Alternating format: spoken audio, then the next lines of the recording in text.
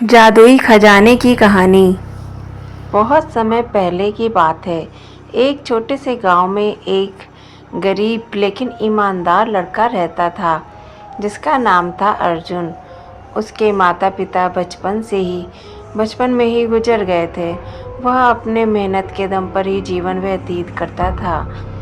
अर्जुन को किताबें पढ़ने का बहुत शौक था और उसे पुरानी कहानियाँ सुनने का भी बहुत आनंद आता था। एक दिन गांव के एक बुजुर्ग आदमी ने उसे एक प्राचीन नक्शा दिया। वह नक्शा जादुई खजाने का था जिसे ढूंढने का सपना हर कोई देखता था, लेकिन अभी तक किसी ने उसे खोजा नहीं था। बुजुर्ग ने अर्जुन को बताया कि यह खजाना बहुत कीमती है, लेकिन उसे पाने के लिए साहस, बुद्धिमानी और दृढ़ता की आवश्यकता होगी।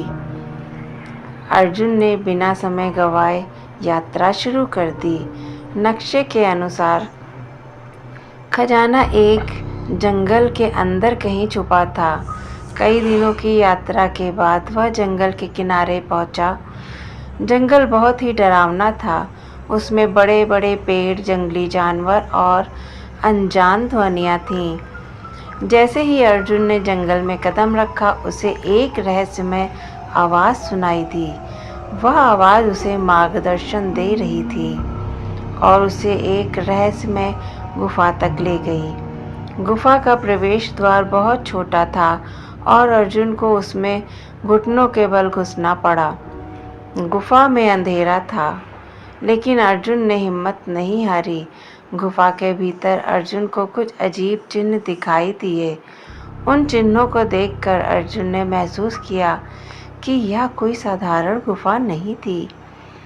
उसने ध्यान से उन चिन्हों को देखा और उन्हें समझने की कोशिश की। अचानक उसने देखा कि चिन्हों में से एक चमकने लगा है और उसके सामने एक मार्ग खुल गया। मार्ग के अंत में एक बड़ा कक्ष था और उस कक्ष के बीचों बीच एक चमचमाता खजाना रखा हुआ था। अर्जुन की आंखों में खुशी की चमक दौड़ उठी, लेकिन जैसे ही उसने खजाने के पास जाने की कोशिश की, वहां एक विशालकाय नागिन प्रकट हो गई। उस नागिन ने खजाने की रक्षा की थी। नागिन ने कहा, अर्जुन, तुम खजाने को पाना चाहते हो तो तुम्हें मेरी 3 पहेलियों का उत्तर देना होगा। अगर तुम असफल हुए तो तुम्हारी जान नहीं बचेगी। अर्जुन ने साहस के साथ कहा, पूछो, मैं तैयार हूँ।